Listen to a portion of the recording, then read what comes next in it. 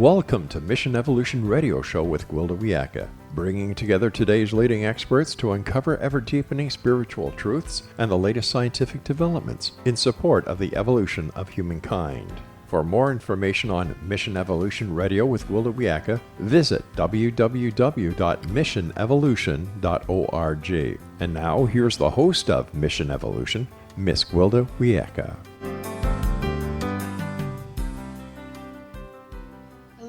Thank you for joining us on another exciting adventure into future possibilities. This is Mission Evolution, where we share innovative thoughts and information with today's leading experts, bringing the latest knowledge to support your evolutionary process. You are a very important part of this discussion. Email missionevolution.org with any comments or questions. We'll address them on the very next show. So take notes, sit back, and enjoy. This hour, we'll discuss remote viewing as a path to enlightenment.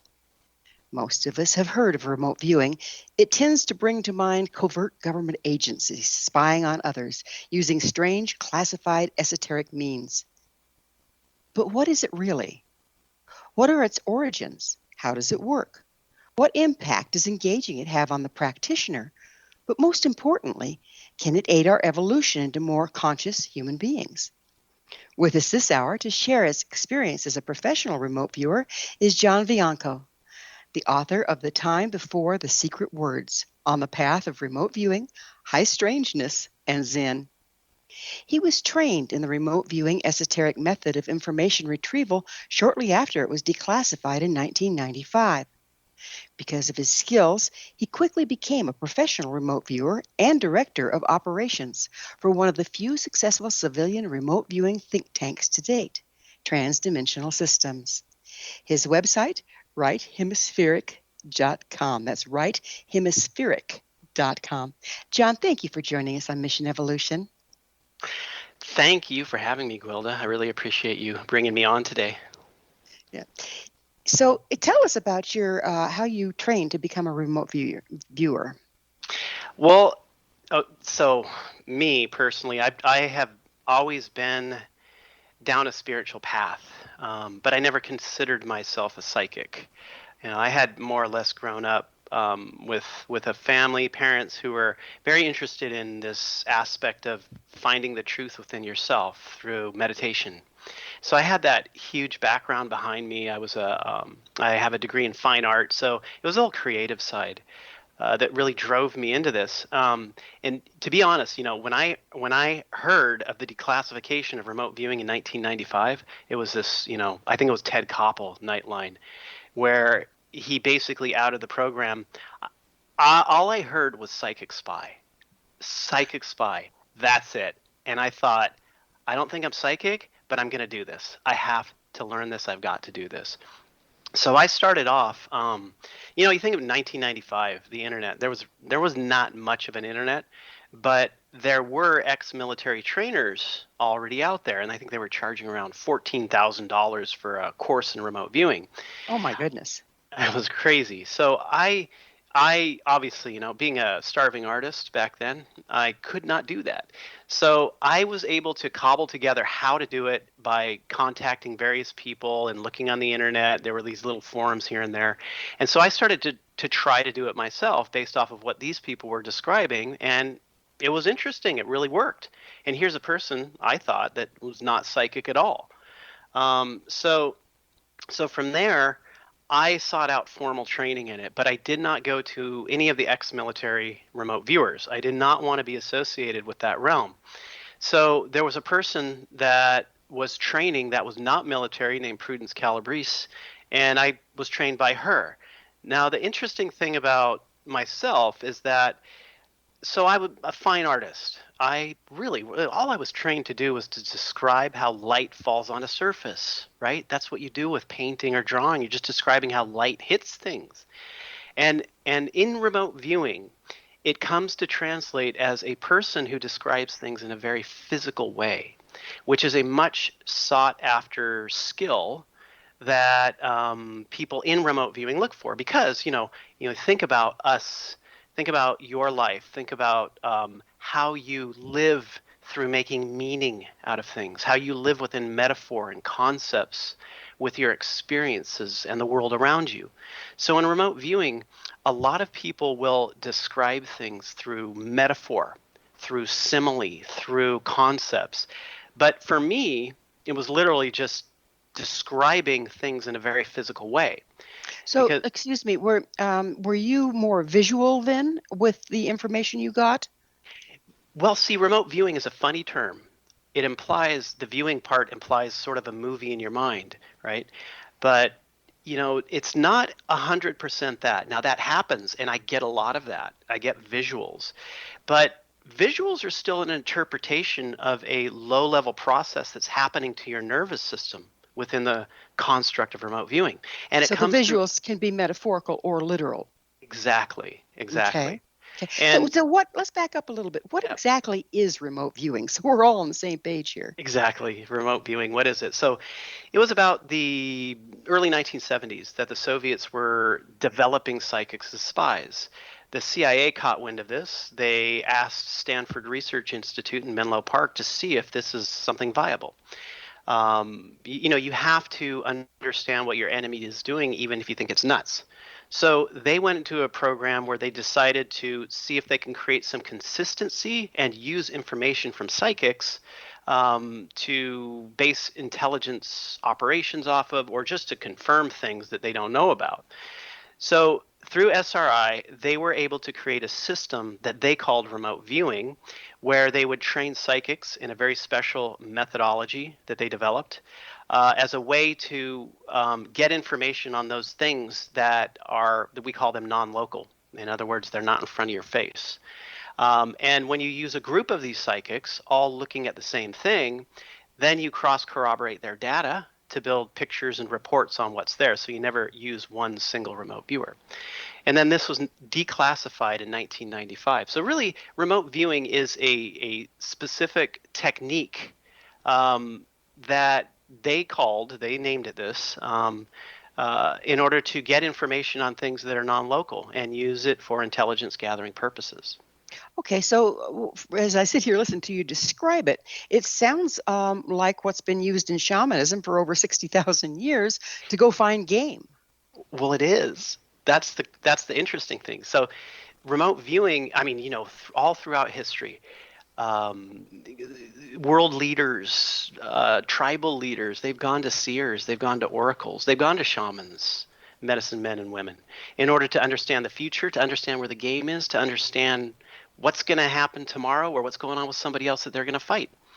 So this is really the bureaucratized version of it, to turn it into some type of institution.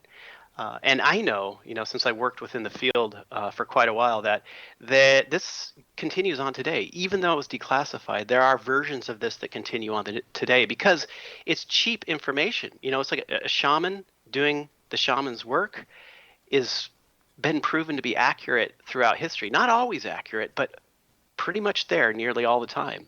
So why not use this? It makes perfect sense, doesn't it? Now, I understand that with remote viewing, as with shamanic remote viewing, that you can tell where you are, but maybe not when, or you can tell when you are, but maybe not where. How do you work around that? Yeah, it's a funny thing. Remote viewing. Okay, so there's two aspects to remote viewing. There is the way that what we call it tasking a remote viewer, the way that you task a remote viewer. In other words, how do you give them something to remote view? Now, you don't just go up to them and say, well, I want you to look at the Eiffel Tower right now, because that can bring in a lot of thoughts that they have of memory of the place, this and that, and not really maybe hit a psychic place with it. So the way remote viewing works is that the way they first started this was they used coordinates across the earth. So they'd pick a coordinate with some sort of secret facility there that nobody knew about. They would only give the remote viewers the coordinate number. They wouldn't say anything else about it. And then the remote viewers would just go through their methodology and describe what's there. Okay. Whoa, how So do they use? Sorry, you hit another question here. How do they use coordinates, particularly if someone's not used to working with longitude and latitude? Well, see, that's okay. So the coordinate, you can think of the whole coordinate system on Earth, you can think of it as a conceptual framework in order to task a remote viewer. See, in the beginnings of remote viewing, they had to figure out a way to ask the psychic to get the information they want without telling them what they actually want. And that was the whole problem they had in the beginning. And that was that. And so Ingo Swann, who was the godfather of remote viewing, came up with this coordinate style system that he wanted to test. So he figured that since it's a conceptual framework, a number that's associated with a location, all you got to do is, hey, since they're psychic anyway, all you got to do is give them that coordinate number, and then they just close their eyes, they start sensing in their body, they start sketching things out. Now, amazingly, when they did this, when they brought this to the CIA, this method to keep the remote viewers, so what we call blind to the target, they were able to get information on a classified site that the CIA had, that they gave them the coordinates to, and they had to classify all the information because it was so accurate. So you have to think of it like a conceptual framework. The number is related to a location, right? And that's all it is. And so that's the very basic framework of remote viewing, to keep them blind, right? So did the practitioner need to have some basic working knowledge of longitude and latitude in order to zero in on the coordinate, or did they just put the numbers in their head off they went? They just write the numbers down and they start sketching what is at that location. That's it. Oh, interesting. Yeah, so they were creating a visual of it. Exactly. They're creating a visual of it. Now, later on, since that's a conceptual framework, the realization was, well, heck, I could just write down an 8-digit number randomly and then write down what I want the remote viewer to remote view. And that works just as well. And that's what we use today. We don't use coordinates on like planets. We use a system where we write down a random 8-digit number, and then we can have them. So I can have them remote view, for instance, President Lincoln giving the Emancipation Proclamation speech in whatever year that is. So see, we could put a date with it now. Whereas if you just use the coordinate style on a planet, you can't put a date, and you can You're slide. there, but we don't know when. Exactly. But now we can be very specific with dates by taking a viewer, by pointing that right in the tasking. What's what we call this, a tasking. And they don't know what date they're going to. They don't know where they're going. They never know where they're going. It could be anywhere in the universe. And they will go to that location and that place in time, if there is a time construct, and they will describe what's there. So is the location and the time in those random figures that you spoke of? No, it's not. It's literally like I will write down so I will basically do it like this. I will write a random number on a piece of paper, 05246630. And then I will write something like, whatever I wanted them to remote view. Let's just say Abraham Lincoln Emancipation Proclamation speech and the date. Then what I will do is I will only give the remote viewer that 8-digit number. They will not. So you've related the number to the location and the time by writing it next to the number. Exactly. So it's an intent-based thing. Interesting. Yes. Right? Okay. Yeah. Makes perfect sense. Yeah. And then so that's what we call the remote viewing tasking method. And that's really what remote viewing is. Now there are also remote viewing methodologies. And you can use shamanism, methodologies that you have in shamanism. I can give you a tag, right? One of those 8-digit numbers, and you can go into one of your shamanic trances and go journey there. So you can use any methodology you want with that basic remote viewing tasking method. So it sounds like that the person that is creating the task has to be very clear in their intent.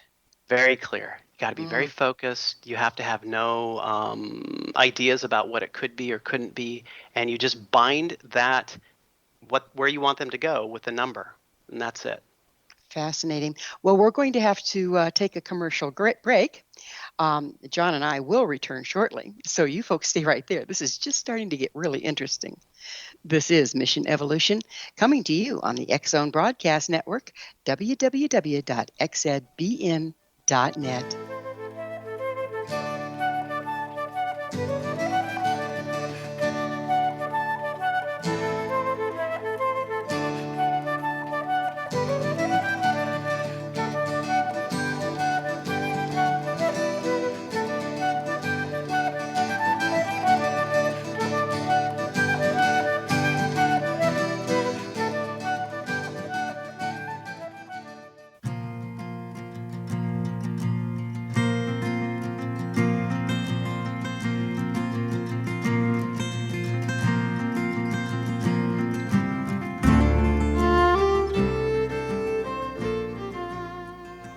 Hello again. This is Mission Evolution, missionevolution.org.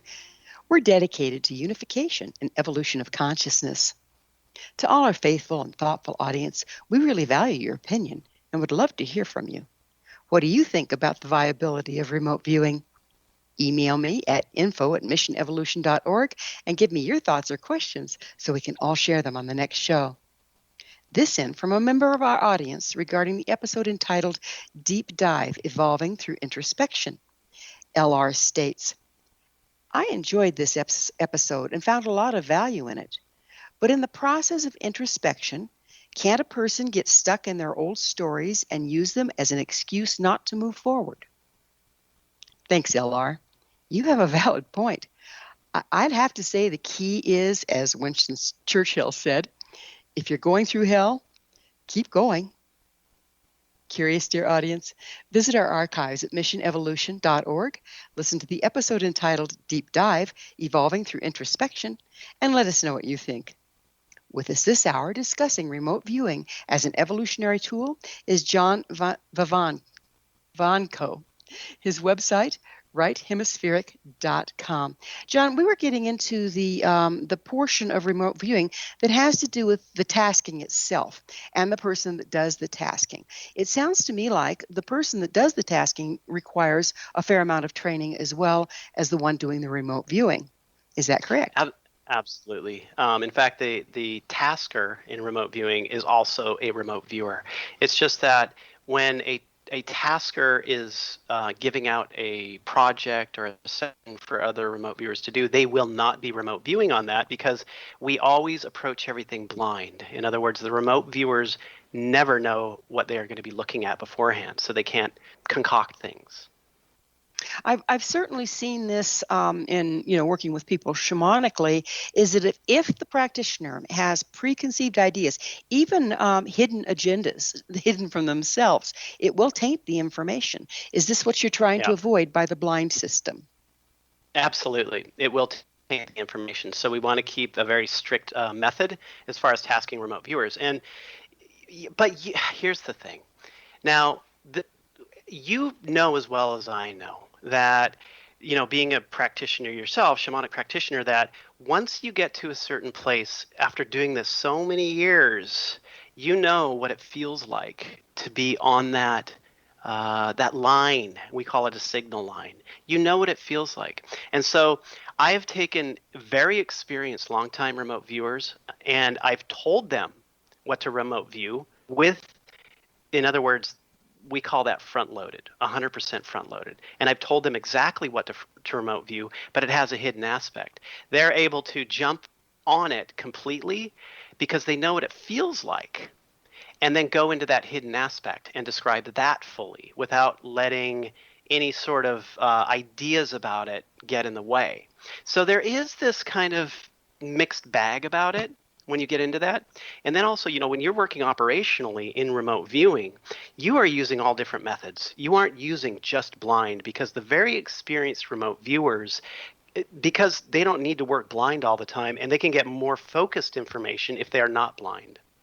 Yes, they have more of a background. They doesn't kind of give them a jump start as long as they're able to really feel when they're on and when they're coming from their own issues. Exactly. Okay, so that takes years of experience. How many years would you say before a person can kind of reach that level of mastery? I would say, okay, so I usually train for about a year. If somebody wants to go operational, I will train them for about a year, but it's a lot of dedication on their part. After that, I'd say is when the real fun begins, because it takes about a year for them to truly understand and feel what we call the signal line and be on top of it and not make stuff up. See, that's the thing with remote viewing, is that remote viewing literally is you have to let go of what you think you know about things. You have to let go of your ideas and concepts about what you think something is, because the term remote viewing, for one thing, okay, it implies viewing. It seems like that's like a movie happening in your mind, right? It's not that. It's about low-level sensory information. It's about sounds, smells, tastes, touch. You get visuals too, but it's about feeling textures. It's about a general knowingness that you have about things. It's what we call low-level information. And it's if you go around your house and you start, you close your eyes, you put a blindfold on, you start touching things and you don't know what they are, what sort of language would you use to describe these things? You wouldn't go into high-level concepts about these things. You would only say, oh, well, it's hard, it's soft, it's got these edges right here. It makes a ting sound when I hit it. So this is how remote viewers typically work. So they describe in this way, on this low-level way. Now, obviously, you come to a high level conclusion based off of low level information. That's how we survive in this world. But in remote viewing, when you come to a high level conclusion about low level information, it is typically wrong. So you have to learn how to let go of high level information, because once you believe it's something, then that can cause you to go down the path of making something up about what you believe it is. It sounds like what we do every day of our lives. We catastrophize based on our history versus the actual facts at hand. Exactly. And so this is where it goes into. Now I spent many years living in a Zen monastery, and all I would do is sit on that cushion and meditate. And I was very involved in remote viewing at the same time in this period that I was living in this. So this is what we call a lay monastery. And so people would come and go from it. And I was the caretaker of this Zen center. And so I could also work. Otherwise, it would have been a situation where I couldn't work and just be a monk, right? And so in that time, I was running this remote viewing think tank. I was struggling inside of myself with, well, should I just give up everything with the world and just stay here and go just into meditation? That's it. The Roshi, we call it a Roshi in Zen, the teacher at the monastery said, John, in order to be the best remote viewer you can be, you've got to let go of every shred of yourself. You have to become empty. And so for me at that point, this deep understanding came. Remote viewing is no different than sitting on that cushion for hours, because what you're doing in remote viewing is letting go of your high-level concepts about things. And it's microcosm, macrocosm. When you're sitting on the cushion, you're letting go of your ideas about yourself, of needing to do this or needing to do that, so that you can see what reality truly, truly is. And so remote it's actually a form. It's a form of totally being present.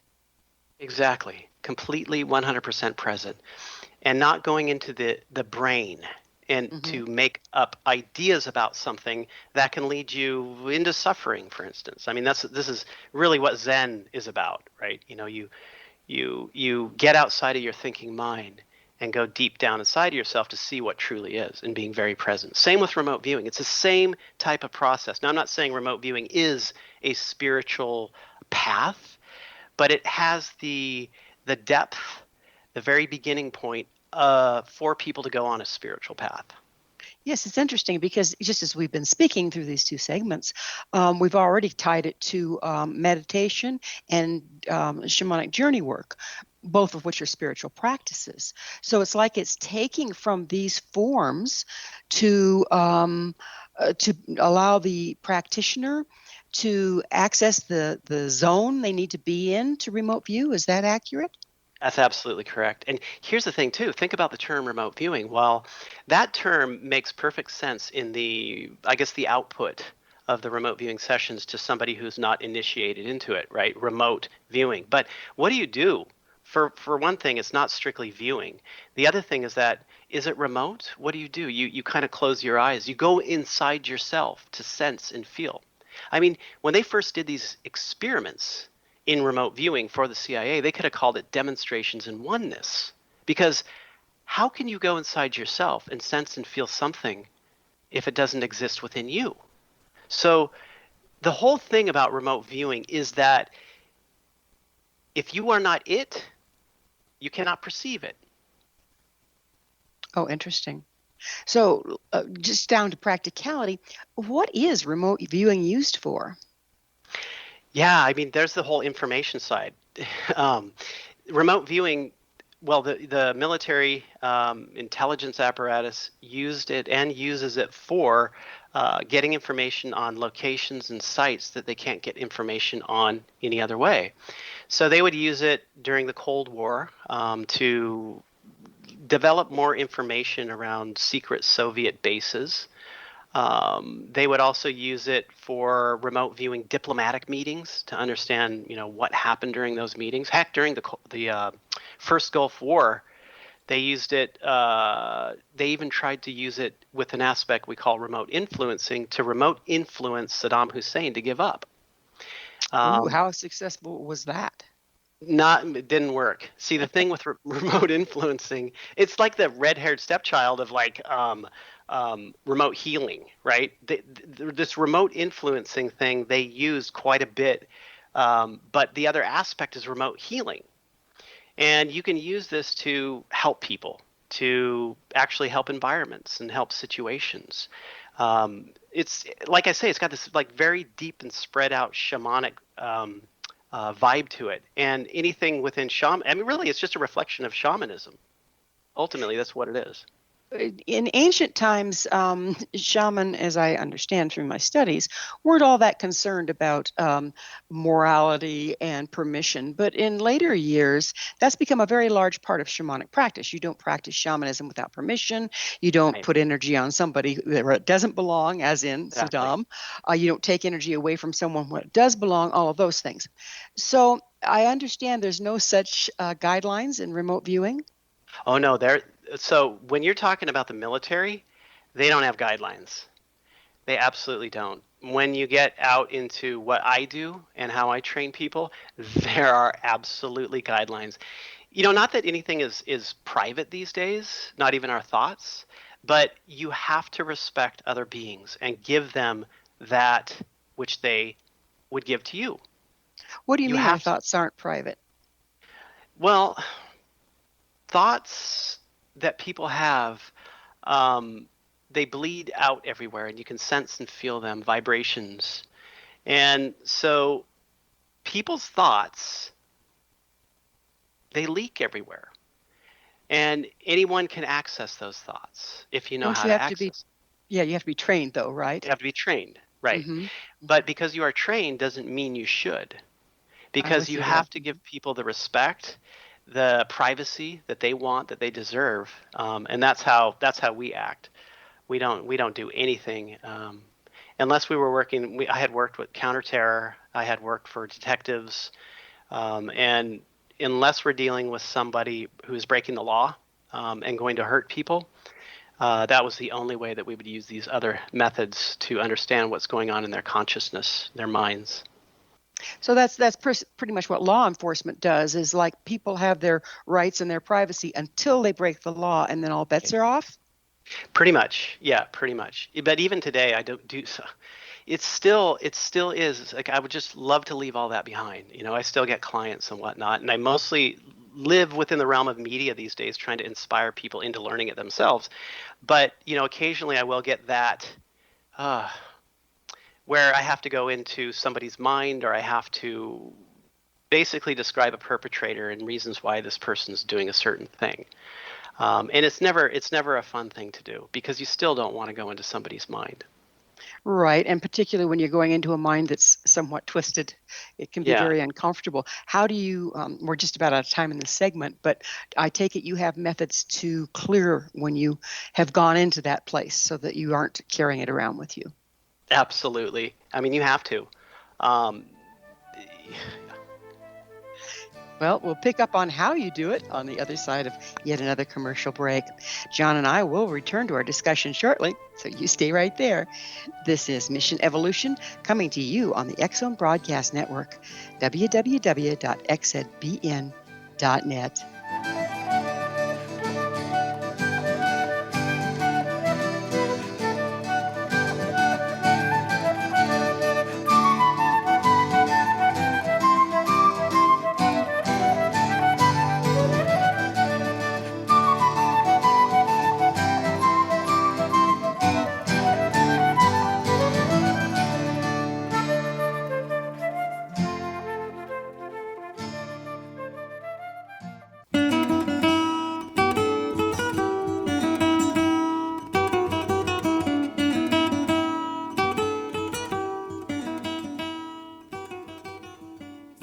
Welcome back. This is Mission Evolution. Did you know our entire leading edge information packed past episode collection is available to listen or download with our compliments? Visit our archives at www.missionevolution.org for our ever growing selection of guests and topics. To find out more about me, Gwilda Wiyaka, and the other evolutionary tools I offer, visit www.findyourpathhome.com. Our guest this hour is John Vivanco. We're speaking about the esoteric skill of remote viewing. His website, righthemispheric.com. John, we were getting into the permission issue, and I'd like to go into how do you protect yourself? Okay, so say I don't want somebody remote viewing me in the shower. How is there a way that I personally can protect myself from someone that might want to remote view me without permission? For me, I connect into source. If I feel something, whether it's a ghostly type presence or a remote viewer, because I have felt that many times in the past, I will just kind of go into my heart and I will bring in energy, like a source energy, and extend my energy field out. So this is, this is something that is more like a process that I learned over time. And moving into a place where I bring love and source energy that I direct to help transform this individual or this energy that's deciding it wants to look at me. So I treat everything as this sort of from more of a heart-centered standpoint rather than going on the attack. I know a lot of people out there think about, I want to protect myself and attack back. Especially in the remote viewing field, because you have to understand where it came from, right? It came from that military industrial complex. And so a lot of people will have that attitude about it. But I take a different tact. And I feel that, connecting into source and into my heart really creates a nice barrier in a sense. Well, if we go into the attack, don't we just drop our frequency, reduce our field, and become more vulnerable ultimately? Exactly. But a lot of people don't realize that. I mean, really, there's nothing that anyone can truly or anything can truly do to you. I mean, you are source itself. So what can affect that? What can change that? Nothing. And in fact, that realization in and of itself is something that always protects you. So the place that we're vulnerable is through our patterns and our distortions, not the true essence of who we are. Is that what you're getting at? Yeah, it's the wounds that we have, the scripts that we have that are truly what does the most damage. They get in through those in a sense, and work us up around that stuff. So what are the limitations of remote viewing? Limitations. Well, okay, so a single remote viewer can be very limited. Because remote viewers can be very on during one session. They can also be very off. So that is why. So I would say like singular remote viewer can be very iffy at times. Now, we cover that base by using a multitude of remote viewers on one single question and an analyst. So that, these remote viewers, they go through their whole methodology. They do one session. Let's say you have 5 remote viewers. And then you take all of that information. You're looking maybe, 20 pieces of paper, 20 pages each for each remote viewer. And then you cross-corroborate the information within them. And so that turns it into something more powerful than a singular remote viewer that you might not be able to rely on it. So the other type of limitation is remote viewing things that are more on the esoteric side, because you don't, if you think about somebody from the past, let's say somebody during 800 AD saw an airplane and they got to walk through that airplane and look at it and watch it fire up and fly around in it. I mean, they wouldn't know how to describe this. It would be like magic to them. They would use metaphors and concepts of their time to try and describe something that is way beyond their understanding, way beyond what their language can hold. And so with remote viewing, when you're viewing, like, let's just say future technologies or alien crafts, UFOs, stuff on other planets even, you find a limitation there in trying to find the language to explain some of this stuff. And also the concepts to translate it accurately. Right. Right. You You don't don't have know any if you are. framework. No Yeah. framework. Okay. No framework at all. That makes sense to me. So let's talk a little bit about if you're traveling in time with remote viewing, what about alternate realities? I mean, every moment can be changed by a change of choice by the individual. How does that play in there? It's a funny thing. So after 9/11, my my company was asked to do counterterror with the FBI, and so we went into basically doing future terrorist attacks on U.S. soil. That's what we were asked to do. It was basically what's the next terrorist attack by such and such group look like on U.S. soil. So at that point in time, I thought, well, this stuff's probably pretty solid within the timeline, and whatever we get in remote viewing is what's going to happen. But what we saw, since we were asked to do this on a weekly, a couple times a month basis, the same question over and over again, we saw that it was constantly shifting and constantly changing. Now, you would also hope that they were preventing any potential future attacks and your information had something to do with it, but we never had tea time with them. They never told us anything. So all we saw was a changing future landscape through remote viewing on how these attacks or non-attacks would evolve and change. And that got me very curious because I pretty much at that point thought, well, everything's going to be solid, but it's not. It's absolutely not solid. So we started looking into the nature of time and with remote viewing. And what it was like, it's very difficult to describe, but it was like all time and events come out of this hole in a sense. And this hole doesn't even know how the events are going to end up. Let's just call it source. It all comes from this source. And this source doesn't even know how things are going to end up. And as you move forward in time, other events start hitting it. Even the consciousness of the remote viewers begin to change it. The observer effect. It is. It's like the double slit experiment.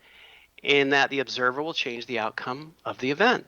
So we found the same thing with remote viewing. And in fact, later on, so the normal way that I would task let's say a future terrorist attack would be describe the next terrorist attack on US soil by such and such. Now, when you task that to remote viewers, it's straight out, you get horrible things on paper, right? Viewers have all of this, guns and bombs and stuff like that. Now, at a certain point, I was asked to put a qualifier before that, and that was without affecting any event, describe the next terrorist attack. Oh, aha. Okay. Right. So what happened? Now, remember, the remote viewers are blind. All they get is that 8-digit number, so they don't know what they're viewing. So the remote viewers describe just a guy in a field riding a horse. That's it. So their subconscious knows that if they go to that event, they're going to change it. They're going to create instability in that event. So in future testing on this type of tasking, to task remote viewers to say, if you ask a remote viewer in that tasking to not affect the event, they won't go to the event. Very fascinating. So there is basically, from what you're telling me, there's no way that we can remotely view an event without impacting the outcome? There's no way. No way at all. No way. And in fact, you can be impacted as well. I mean, I have one time I was remote viewing. It was just a practice session, but there were a bunch of us viewers.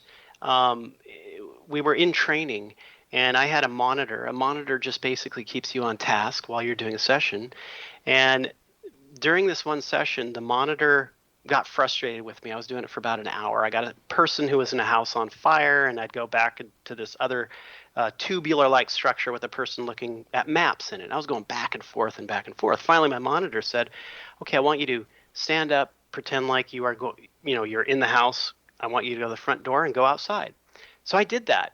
And when I did that, all of a sudden I saw all around me a burning city, and I started running in place, yelling and screaming, I'm in Dresden, I'm on fire, because I knew that I was in Dresden, Germany during the firebombing in World War II. Oh, my. So when that happened, all the remote viewers stopped doing their work and were just staring at me going, what's wrong with this guy? Part of the reason was because I had burn marks all over my face. Oh, goodness. Yeah. So those Physical last burn marks? physical burn marks. So those lasted for about 15 minutes, and then they gradually faded out. So the remote viewer, depending on their depth of contact during a session, can be affected at the same time. How did this change your view? And I don't just mean the part of being burnt. I mean recognizing that we do impact, that there is no way to avoid impacting, and that the future is subjective. How did this change your worldview, and how have you been working with that personally? I am very careful. I'm very careful and very compassionate and do not step heavily. I step lightly and feel about what my impact could potentially be on myself and others before I engage. So I'll use my intuition quite a bit and generally just be very intuitively guided on what I should and shouldn't do. Do you think that people that are more processed, that stand more in love, that have extended their fields, actually have more impact than people that are not? Yeah, they do. Absolutely do. I, it's kind of like that. The whole thing about manifestation, where you can manifest, and there's this idea around it that negative manifesting takes longer to manifest than positive manifestations. And so I feel it's the same with this, that positively approaching through the heart has more of an impact because everybody wants that. Everything wants to go that direction. Everything grows. That's how things grow. They don't grow as well in darkness. So basically, it's working with the way life works versus working against it. Right. Yeah, it's like Tai Chi. It's almost, it's a martial art. Remote viewing has been described as a martial art of the mind. Fascinating. So being mindful of staying in integrity and staying with the flow of life will keep you clean, more or less, when you're working with this stuff. You hope so, yeah. There's that, isn't there? Yeah, my goodness. So what impact does engaging in this form have on the practitioner as an individual? Well, I mean, for one thing, it opens your eyes up to who you are within the multiverse. I mean, we live in a multi-dimensional universe, and all of us, every single one of us, is engaging in all these in the multiverse with all these aspects of ourselves, whether we realize it or not. The physical construct is one aspect that we get very focused into, but it changes a person to be much more aware and operate on multiple levels of the multiverse and be able to interact with other beings within that whole realm. In fact, with remote viewing, you can interact with beings. I mean, I've had experiences where we've remote viewed an so-called alien event to understand if it's real or not, and then later on, I get them physically showing up. So it kind of turns you into. What do you mean physically showing up? I know it sounds absolutely insane, but this is something that happens to remote viewers. When you go into the lore and the stories around remote viewing, other remote viewers will talk about this as well. I worked a project once, for instance, where we were working with Ruben Uriarte and Joyce Murphy. They had a TV show on the Learning Channel called. We're going to have to pick up on that on the other side. Sorry to leave you with a cliffhanger, but it is time for a commercial break.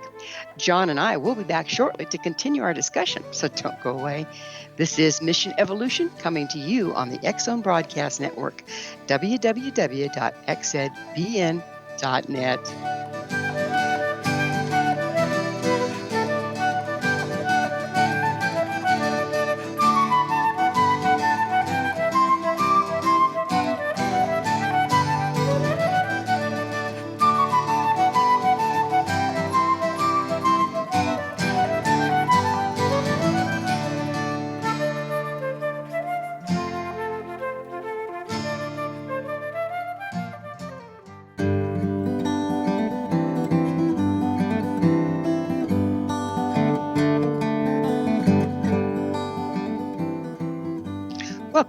This is Mission Evolution. We bring together gifted people of service to the world. I love to hear from our audience. Your thoughts are very important to me. To suggest a topic or guest that you think would be of interest, email us info@missionevolution.org. I'm sure we'll all enjoy them. To find out more about me, Gwilda Wiyaka, my school, and the other evolutionary tools we offer, visit www.findyourpathhome.com. This hour, we'll be sharing thoughts with John Vivanco, his website, righthemispheric.com. John, we were just getting into some really fun stuff. You were talking about the multiverse, viewing alien environments and actually having something alien show up in your ordinary reality. Would you go into that story you were about to start? Yeah, it's getting a little esoteric here. This is the weird flip side of remote viewing. Well, so we were working the project, and they wanted to go to Puerto Rico for this television show they were doing. They were hunting for the chupacabra, and they wanted to see if they could film one. And so they asked us if we would look into that. I'm sorry, for those of us that don't know, what is that? So the chupacabra is supposedly a cryptid, which is an unknown animal. Mm-hmm. And it apparently is around 3 to 4 feet tall, has big eyes. It sucks the blood out of chickens. The chupacabra basically stands for goat sucker. So it sucks the goats and chickens dry of their blood. Now, whether that's something real or not, I had no idea. I don't know. I had never looked into that with remote viewing, and a lot of these stories, who knows where they come from. But they also wanted us to look at another thing. And this other thing were these lights that were coming down around the Arecibo radio telescope, which is that big telescope featured in the movie Contact with Jodie Foster. Okay. And that was the location they were going to. So all these lights were coming down from the sky. The local peoples had been seeing them for a while, and they were going into the forest, coming from space, it appeared. And they had asked some people at the radio telescope if, they knew of these and what were they. And oddly, it's funny, they got the answer that, those are just satellites that we're bringing down for service. Very strange answer that was given. But so they wanted us to remote view that stuff as well. Now, I was the first remote viewer in on what the source of those lights were. And while I was doing the session, I started to really perceive these things that were moving through the atmosphere. They were almost like seed pods. They would swirl and spin as they came down, and they would land in the forest, and these beings were responsible for guiding them in and then coming out of them. Now, can I stop you for just a second? To clarify, so you were like in a remote viewing trance rather than seeing literally in the moment in space and time? Exactly. Okay. So I was in a remote viewing trance. Okay. Yes. Doing my regular remote viewing process. And so I'm describing this stuff. I have a monitor, and all of a sudden while I'm doing this, I'm describing these beings, and I start to get a sensation that their awareness had turned towards me. And I'm sure you've had that before in shamanic practices where you have beings that have an awareness that's very broad and they take notice of you. Same with these beings. So they took notice of me. And I cut the session short there because I was thinking, oh no, they're going to visit me. It wasn't about 2 weeks later when I was in my house that I got very tired at night and I was woken up. I got very tired early. It was very odd, not normal tiredness for me, and I just fell asleep. I was woken up by a hand poking me awake, and so I grabbed the hand, and it felt bizarre. It was slimy, it was bumpy, and it pulled away from me, and I jolted up out of bed and just pushed myself into the corner of the bed, staring at this thing that was about 3 feet tall in front of me. And it had a head like a football on its side with these 2 little eyes on the edge and this sort of translucent nose. It was brown. It had sort of spindly legs, spindly limbs.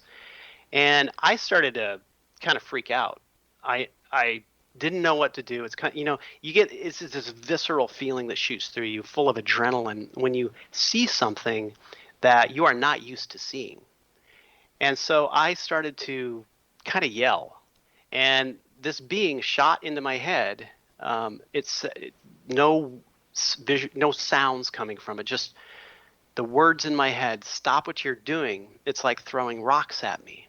So all of my emotions coming out in my fear, it felt like it was being attacked. It was very interesting. Our emotions are very strong, and for beings that are sensitive, it can hurt them. And then it said, we are from the signal. So the signal is what we called that project. And we're here to help you, and we want you to help us. And then it just poof, disappeared. So then I didn't say anything. About 2 weeks later, it happened to another remote viewer on the team, and then another remote viewer. So it had spread throughout the team in wanting to talk and communicate. So at that point, we went into communication with it and developed a relationship with it to understand what the heck it wants. That were you sure that you were awake? I was awake. Yeah. Okay. I know, right? That seems very hard to substantiate, isn't it? It is. It's impossible to substantiate. But see, that's like a lot of the things that happen within remote viewing is that, in the human thinking realm, something's not real unless it can be substantiated through physical means, whether other witnesses, whether physical proof. I mean, you just can't. You can't substantiate it. Well, you said these lights were where? The lights were in Puerto Rico, where they first started to come down. So this happens with remote viewers, is that if they remote view something of an anomalous nature, and this anomalous thing has a consciousness to it, then that consciousness can take notice of the remote viewers and begin to interact with them. And that can lead to a physical interaction down the road. So with the practice of remote viewing, it sounds to me like, again, like the practice of shamanism, we're starting to dance with the esoteric to a point that there's bleed through between the esoteric, as in unseen, and our ordinary reality perceptions. How can we tell that we aren't perceiving a metaphor rather than a literal happening? Well, the one way that we do it is by remote viewing it later on. So we'll get validation through things with remote viewing itself to understand the reality of it. So we'll often work it that way, but we have that tool that we can use. Other than that, to the average person or scientist, they just discount it all and push it off to the side and say that it was just something that happened in your head. Well, it is, isn't it? Ultimately, yeah, you are everything. Right. So, how do you reconcile these kind of experiences with being a practical scientific remote viewer? How do you put those two together and stay sane, if you will?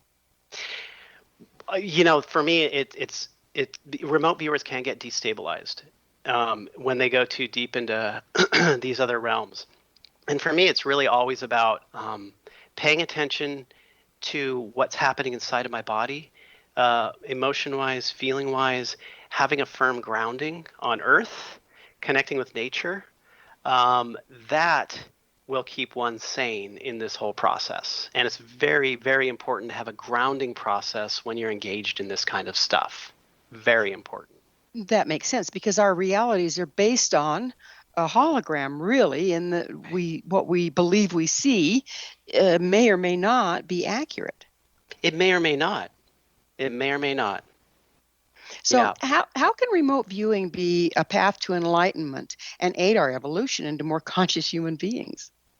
Well, that's the thing of it, is that the very process of remote viewing, it's a microcosm, macrocosm situation where the very process of remote viewing begins to teach you how you abstract and extrapolate into higher level concepts from low level information, from basic senses and feeling. And so it teaches you how to be in the moment, purely in the moment, without trying to turn that into some grander idea or story. only get the information, only be in that place and get the information. And this is very reflective of what happens when you go into meditation or a deep spiritual practice, is that you're trying to see what reality is and let go of the ideas of yourself, all of the concepts, all of the big story that we create about who we are. Remote viewing teaches you the construct of being able to dismantle that. And so they work together. Not that remote viewing is the spiritual path, but it shows you the same path that all deep spiritual people have taken in the past. Well, it seems like the stories that we tell ourselves and each other's are really the currency of our reality, isn't it? So isn't this very alienating to dismantle our stories and still try to relate? Not really, because you just don't attach to the stories. You can still have the stories, but you don't attach. When you go to a place where you let go of ideas of yourself, it's a liberating place. Yet that self still exists. You're just not holding on to the ideas of that self anymore. Fascinating. So, John, what is your mission? It is to inspire people to go inside of themselves through stories, right? Because remote viewing, what I do, a lot of the stuff that I do is to show people the stories that remote viewing created. So in a sense, it's almost like a bait and switch, right? There's this grand story and adventure, yet at the same time, if they begin to learn it, they'll learn that they have to let go of their stories to truly perceive what's there. So that's my mission. Is to dismantle stories only to build a new one? It's a contradiction. Yes, it is. Pretty fascinating. So we're just about out of time. I mean, it has flown, of course. What is your vision for remote viewing in the future as a benefit to mankind, humankind, if you will? Well, there's a lot of.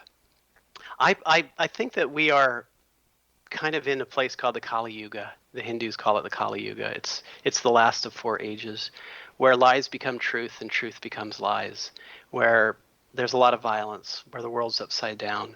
And I think that doing a process like this can take you back to the truth, to know what's true and what's not true, based off of feeling and understanding, and connect back into divinity, the divinity that exists within yourself.